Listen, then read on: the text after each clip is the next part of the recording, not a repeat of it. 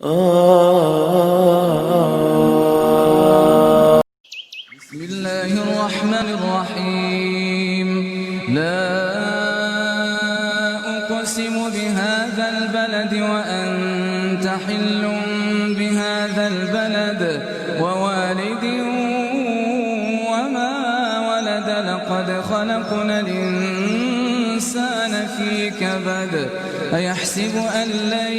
يقدر عليه أحد يقول أهلكت مالا لبدا أيحسب أن لم يره أحد ألم نجعل له عينين ولسانا وشفتين وهديناه النجدين فلاقتحم العقبة وما أدراك ما العقبة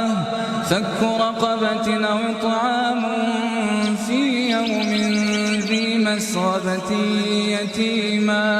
يتيما ذا مقربة أو مسكينا ذا متربة ثم كان من الذين آمنوا وتواصوا بالصبر وتواصوا بالمرحمة أولئك أصحاب الميمنة والذين كفروا بآياتنا هم أصحاب المشأمة